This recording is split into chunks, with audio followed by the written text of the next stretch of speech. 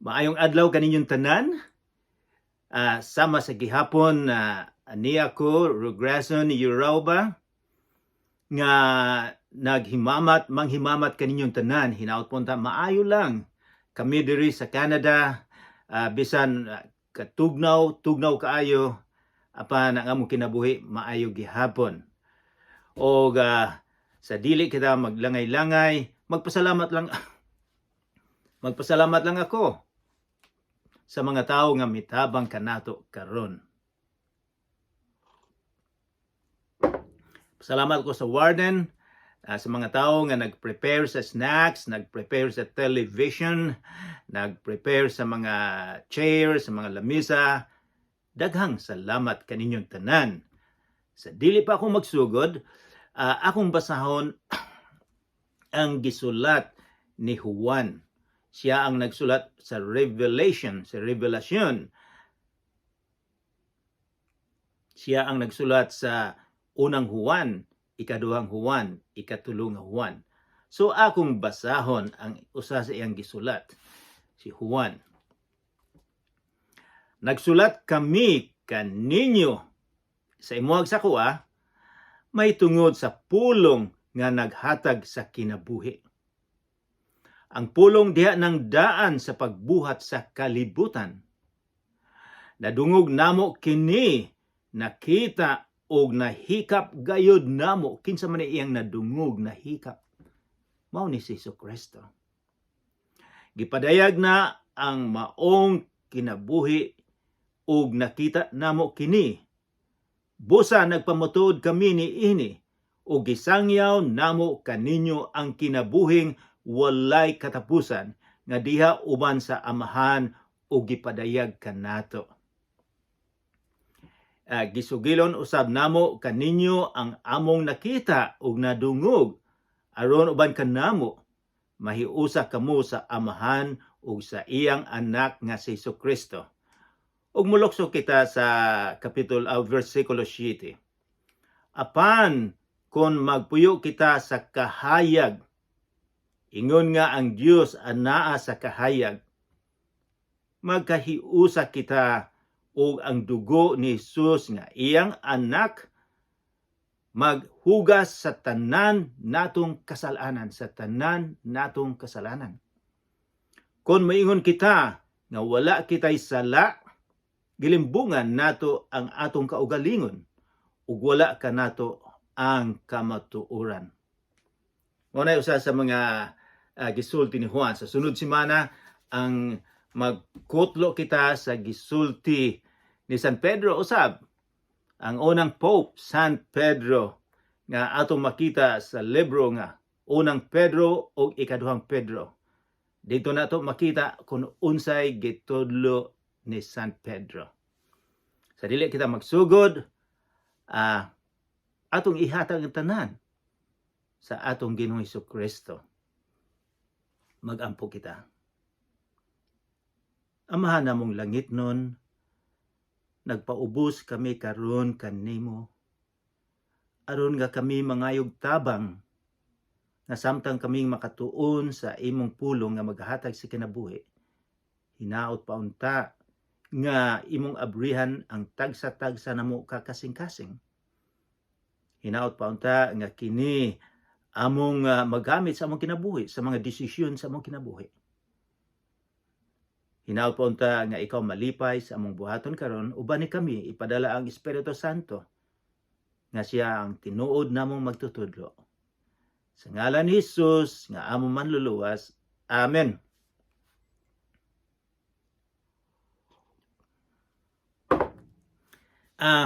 Sa usang semana, nagtuon kita sa Kapitulo 17, nagtuon kita mahitungod sa pagbalik ni Jesus.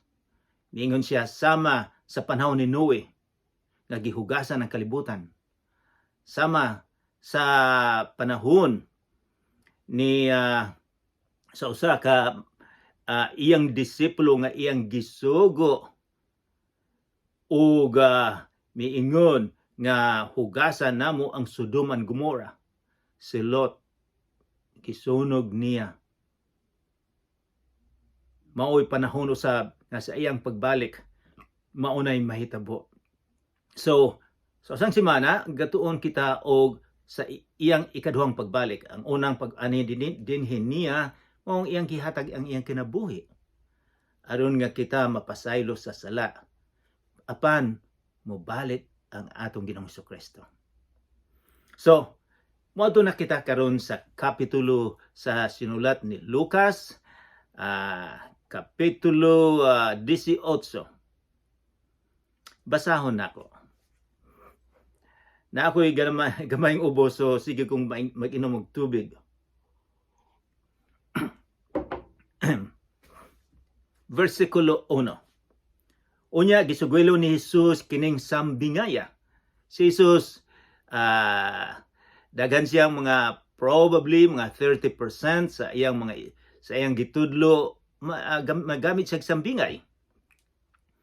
So para klaro ang sambingay mao'y istorya nga iyutanon kanang makita nimo apan ang buot ipasabot espirituhanon. So sorry kay naubo ako karon. So unya gisugol ni Jesus kining sambingaya aron pagtudlo nga kinahanglan sila mga disipulo ug ikaw ako usab magampo ug dili gayud nila wad-on ang paglaom. Nga kung unsay kalisod sa atong kinabuhi dili nato wad-on ang kalaom, ang paglaom. So iyan natang giingnan nga mao ni purpose o tuyo sa iyang sambingay. Versikulo 2. Niingon si Jesus, sa usa ka lungsod dihay usa ka maghuhukom nga walay kahadlok sa Dios o pagtahod sa mga tao. Sa unang panahon sa Old Testament, miingon ang Ginoo nga kinahanglan ang maghuhukom mahigugmaon, kinahanglan magrespetar, kinahanglan magamping. Apan sa kadugayon na sa panahon ni Jesus, ang mga judges corrupt kaayo. Kitang tanan sa Pilipinas, naibalo og unsa ang corruption nga dili ayuhon ang trabaho o modawat og something.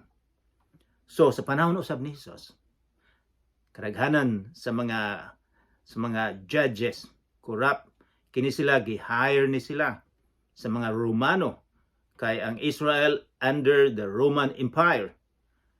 So mao ni sila mga unsa pa may makita nato mahibalo o unsa mahibaw-an pa nato mahitungod ni ining judge maghuhukom. Duha, walay kahadlok sa Dios. Ang usa, walay pagtahod sa mga tao. So may bulog naaba mo'y judge nga nahibalo naaba mo'y nahibawan. So dili gyud ni siya maayo. Walay kahadlok o walay pagtahod sa mga tao. Versikulo 3. Og may usa ka biyuda ni adtong lungsura. Sa unang panahon, sa panahon ni Jesus, ang biyuda mao'y makaluluoy kaayo kaysa pagbahin sa yuta, wala siya bahin. Og dili nila respetaan kaayo ang mga babae sa unang panahon. Second class citizen. So makaluluoy ni siya. Ni adto lungsura adunay biyuda nga nagbalik-balik pag-adto sa judge kaniya aron paghangyo nga panalipdan ang iyang katungod. Miingon ang biyuda, tabangi in taon ako batok sa akong kaaway. Wala ta kay balog kinsay kaaway niya.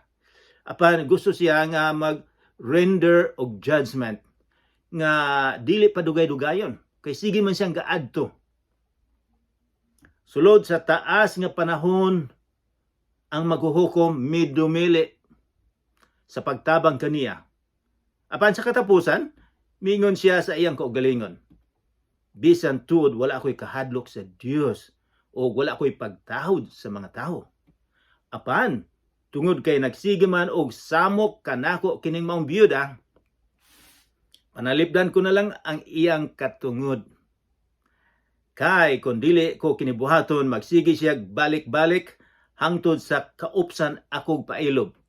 So ang translation sa Binisaya nagamit og kaupsan akog pailob. Apan sa original sa akong pagbasa sa original nga sinultian, gikan kini sa pulong sa Grego nga murag boxing nga nga naigo siya sa mata, black eye. Bingon siya, dili ako gustong ma-black eye. Ako na nila siyang tabangan.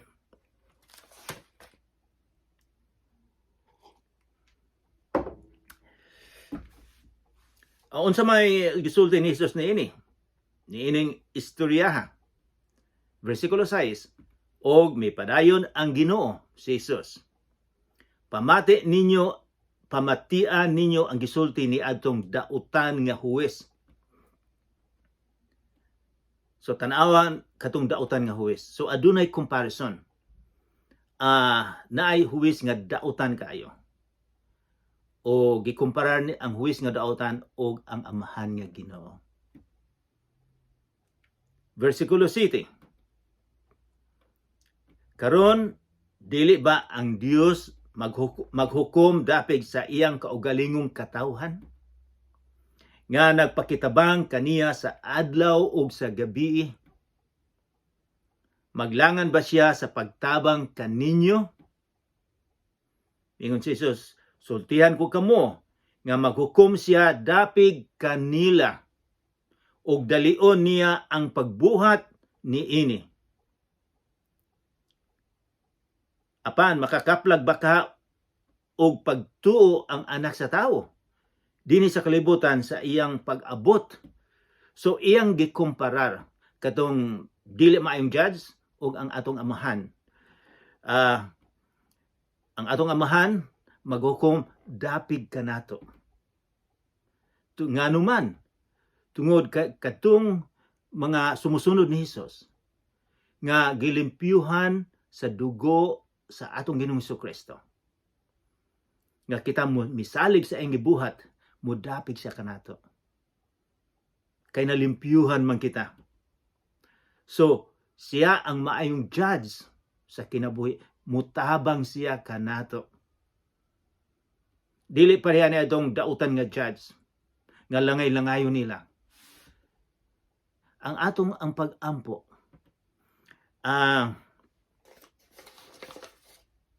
ang atong pag-ampo usahay lain ang atong perception sa atong pag-ampo. Gusto nato nga kita kung muampo dayon madungog sa gusto nato. Pero ang mutubag ang Ginoo. Mutubag ang Ginoo yes or no, or moingon ang Ginoo magpaabot sa iyang panahon. So, ang babae, nganong ang judge nasuko na, miingon siya mutabang na lang ko. Kay persistent man ang iyang pag-ampo. Akong gilantaw sa Binisaya, persistent prayer. Ang babae siging miadto sa judge. Sa Binisaya, ang persistent prayer magkanunay sa pag-ampo. Persistent. Mao na atong pag-ampo sa Ginoo. O unsa may gisumpay pa ni Hesus sa versikulo 8. Sultihan ko kamo nga maghukom siya dapig kanila ug dalion niya ang pagbuhat. Kini usa ka versikulo sunod importante kaayo. Apan makakaplag bakaha og pagtuo ang anak sa tawo dinhi sa kalibutan sa iyang unyang pag-abot. Si Jesus nagsulti mahitungod sa ikaduha niyang pagbalik. Nga naabagyapoy mo ampo niya sa iyang pag-abot. Kita bagyapon dili ba mawad-an og espiritu kay miingon sila kay kini gisulti mga 2,000 na katuig karon. So ang mga disipulo murag gapaabot nga mobalik na si Jesus. Apan wala pa man siya mobalik. 2,000 na katuig karon. Mobalik siya sa panahon nga giplano.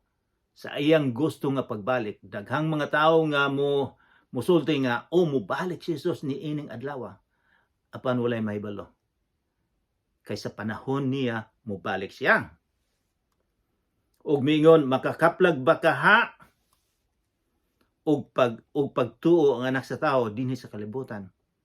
Naabay iyang maabtan nga nagihapoy gaampo kaniya.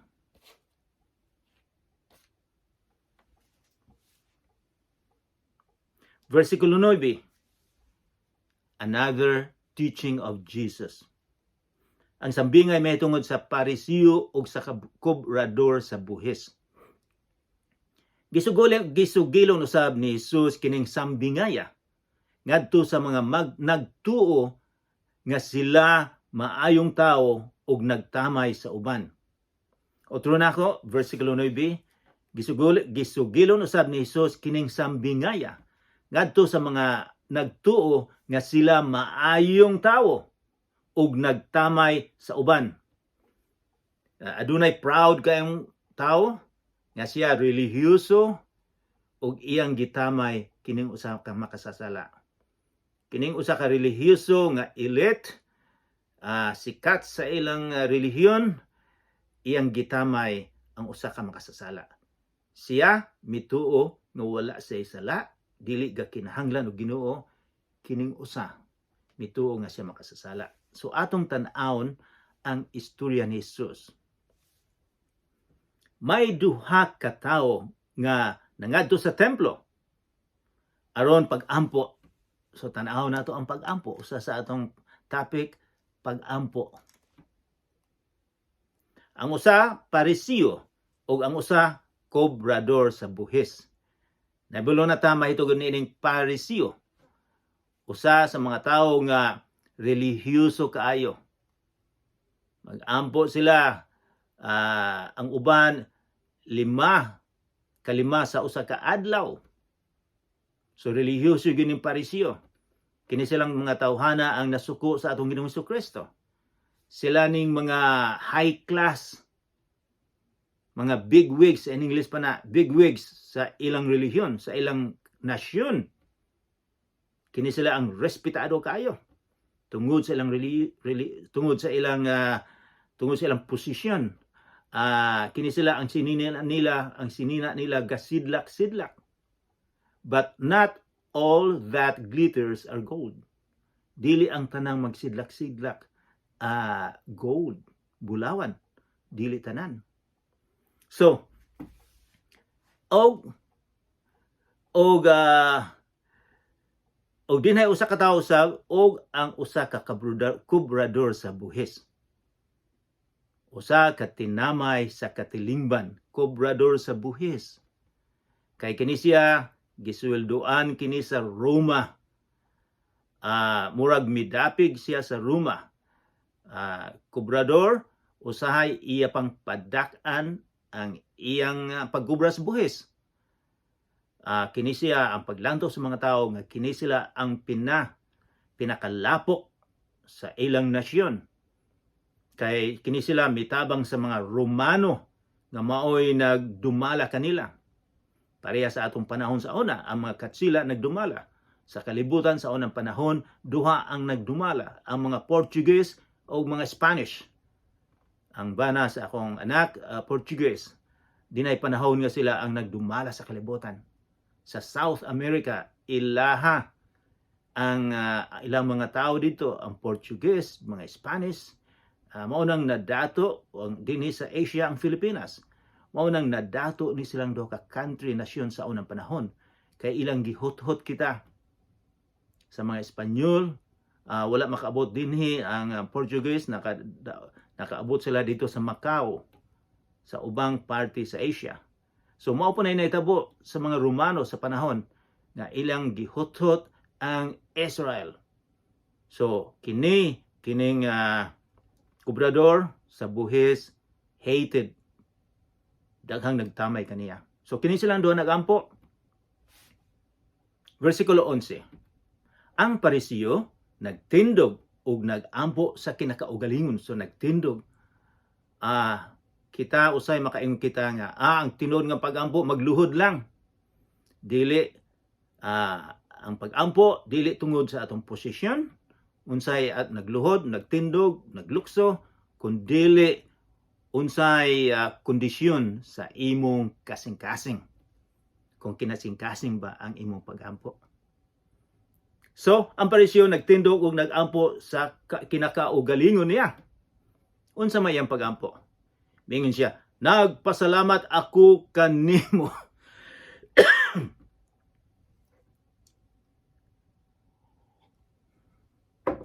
Nagpasalamat ako kanimo, O Dios, nga ako dili hakog, dili limbungan, ug dili himabayi sama sa uban. Nagpasalamat ako kanimo nga dili ako sama ni anang kobrador sa buhis. Unsa man iyang pag-ampo? Nagampo siya sa iyang kaugalingon. Iyang gidayig ang iyang kaugalingon. Ang usa, dili ako hakog, dili ako limbungan, ug dili siya himabayi. Wala siya bisag na siya asawa, wala siya nangitag laing girlfriend. Naaba na sa atuwa usab nga naay mga lalaki nga mangitag laing girlfriend sama sa uban. Yun siya, nagpasalamat ako kanimo nga dili ako sama ni adto ni anang kobrador nga nagampo. Unsa man iyang klaseng pagampo? Siyang kaugalingon, wala siya muangkon nga siya makasasala. Nagpuasa, mingon siya, nagpuasa ako duha ka adlaw sa matag simana. Nagpuasa, kadaghanan nila, magpuasa Lunes. I'm sorry. Lunes ug Huwebes.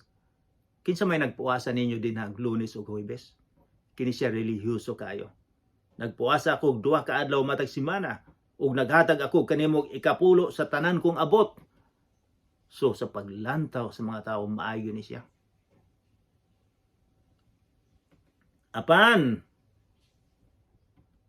ang kobrador sa buhis nagtindog sa layo ug dili gani muyahat ngadto sa langit.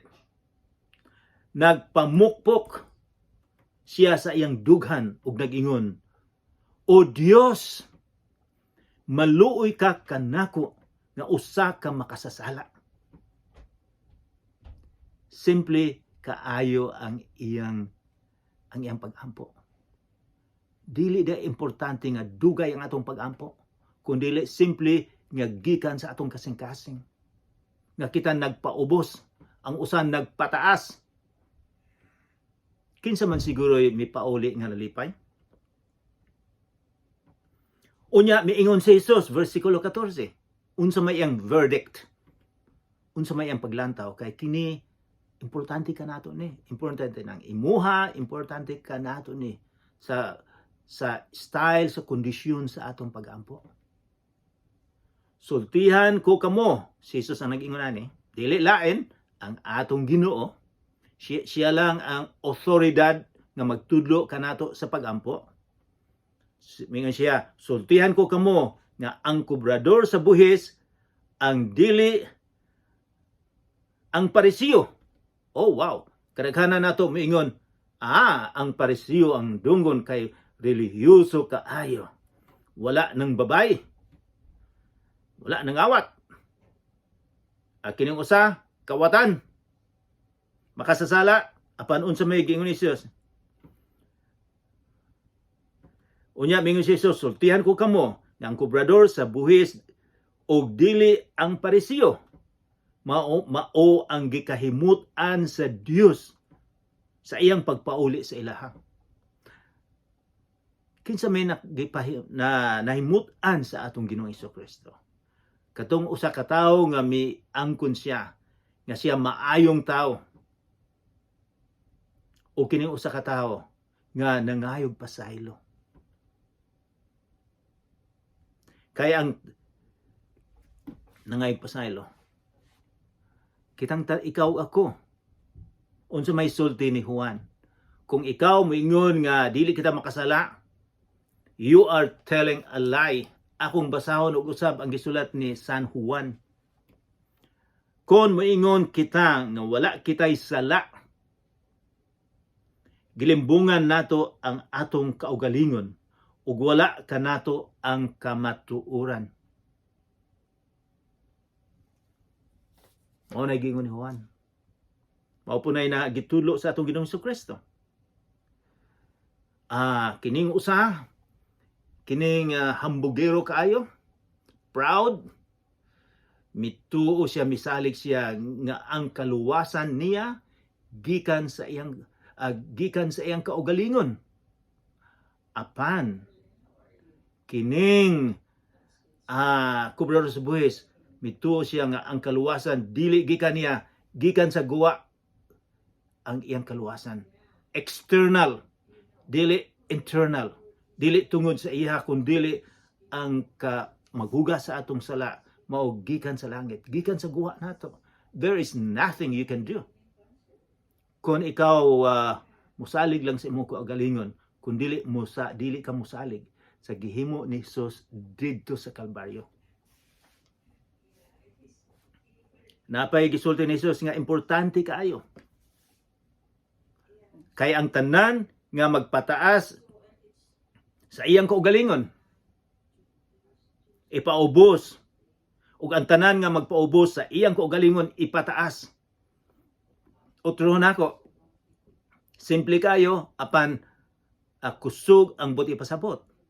Kay ang tanan nga magpataas sa iyang kaugalingon, ipaubos. Ug ang tanan nga magpaubos sa iyang kaugalingon, ipataas. Gipanalingyan na ni Jesus ang gagmayng mga bata, versikulo 15. May mga tao nga nagdala sa ilang mga gagmayng bata ngadto kang Jesus aron hikapon niya sila.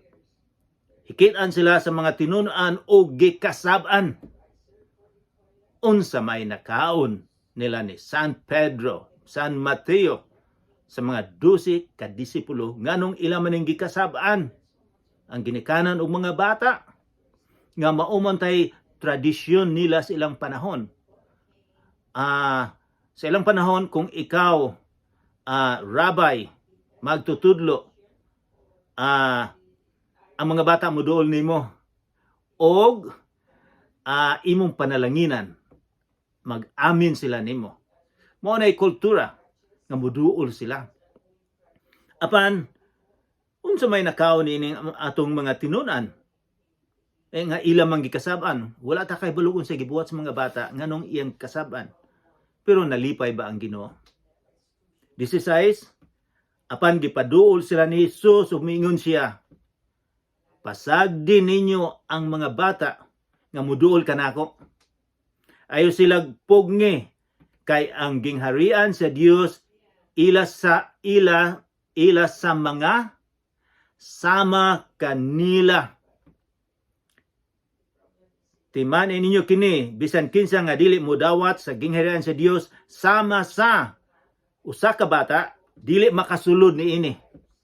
So, naghatag siya comparison. Dili buot ipasabot nga mga bata, kundi ang giingon niya sama sa mga bata, sama sa attitude sa kinaiya sa mga bata, sama sa kinaiya. Kita, ang gingharian sa Dios, ila sama sa mga bata. Unsa man din ngano maning mga bata man. Ang attitude. You know what? Ako aduna ko'y apo. Ang akong apo sa bata pa sila, kung makita nila kami magpakugos dayon. Grandpa, grandma, muduol sila. Malipay sila nga muduol. Og mutuo usab sila kung unsay among gisulti. o moingon sila nga musalig sila kanamo o nagkinahanglan sila pagkaon. Mao din ay usa ka attitude nga miingon si Jesus nga ang gingharian ila sama sa mga bata. Kung ikaw o ako nga kita moduol kita ni Jesus, moduol kita ni Jesus lamang nga magpakugos, nga kita mutuo ug musalig sa atong Ginoong Hesukristo, nga kita mutuo nga siya lang ang makapalimpyo sa atong sala, siya lang makahatag og kalipay kanato, siya lang makahatag og espirituhanon nga pagkaon. Wala na ilaay makahatag ni ana. Mao nang mingon si Jesus sama sa usa ka bata. Importante day kaayo nga kita moduol ni Jesus. Importante day kaayo nga kita musalig sa gibuhat ni Jesus didto sa Kalbaryo. So, mingon siya, timanin ninyo kini, bisan kinsa nga dili mo dawat sa gingharian sa Dios, sama sa kabata, dili makasulod ni ini. Wow, it is very serious. Seryoso di ay. Dili makasulod sa langit. Kung kita sama ni adtong usa ka proud nga Parisiyo, nga wala nagkinahanglan og tabang sa Ginoo. Mituo siya nga siya makaadto sa langit tungod sa iyang kaugalingon, tungod sa iyang relihiyon. Dili di ay. Di na di kita musalig sa atong Ginoong Hesukristo. Mag-ampo kita. Among amahan nga langitnon, daghang salamat sa imong pulong nga bulawan. Hinaot po unta nga kami makasabot ni ini. Nga kami mutuo musalig ni ini, Lord. Nga ikaw lang ang dalan paingon sa langit. Paingon sa kinabuhi nga walay katapusan. Nagaampo sa bukok sa mga tao karon nga nagkasakit. Hinaot po unta nga imo silang hikapon. Imo silang panalanginan. Hinaot po unta nga sila muduol kanimo, Lord. O Lord, pasaluon mo kami sa among mga sala kay kami makasasala. Kining tanan among gihangyo, ginaampo in the mighty name of Jesus our Lord. Amen.